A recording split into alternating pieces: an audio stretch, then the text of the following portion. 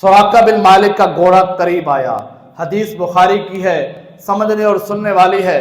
जब घोड़ा करीब आया, उसे कहा रुक जाओ जाने वालों, मैंने तुम्हें पा लिया है, मैंने तुम्हें पकड़ लिया है, ये मेरे हाथ में नेज़ा और तलवार है, रुक जाओ यहाँ। आका अलैहिस्सलाम ने पीछे देखा, सुराका बिन मालिक जब बिल्कुल करीब था तो हुजूर ने इरशाद फरमाया, या अर्द खुज़ी ही, ऐ जमीन सुराका बिन मालिक के घोड़े को पकड़ ले।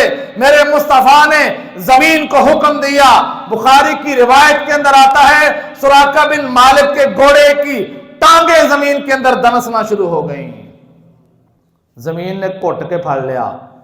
सुराका बिन मालिक दे घोड़े नू परेशान होया, घबरा गया, दिल च ख्याल आया मैं काम चंगा नहीं कीता।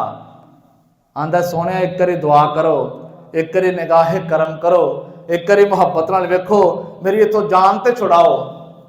आका अलैहिस्सलाम ने फिर देखा, निगाहे नबुव्वत से, निगाहे रहमत से देखा, दुआ फरमाई। सुराका बिन मालिक का घोड़ा बाहर निकला, ये थोड़ा आगे गए, फिर शैतान ने वसवसा डाला, दिल में ख्याल आया शायद जादू चल गया था, अब दोबारा मुझे फिर कोशिश करनी चाहिए, 100 ऊंट का इनाम कोई कम नहीं। भागता हुआ फिर करीब आया, फिर आके आवाज दी, ऐ जाने वालों मैं तुम्हारे बिल्कुल करीब हूं, मैंने तुम्हें पकड़ लिया है। फिर आका अलैहिस्सलाम ने वही इरशाद फरमाया, जा अर्द खुज़ी ही, ऐ जमीन सुराका बिन मालिक को पकड़ ले। कहते हैं उसका घोड़े की टांगे पहले से भी ज्यादा जमीन के अंदर चली गई।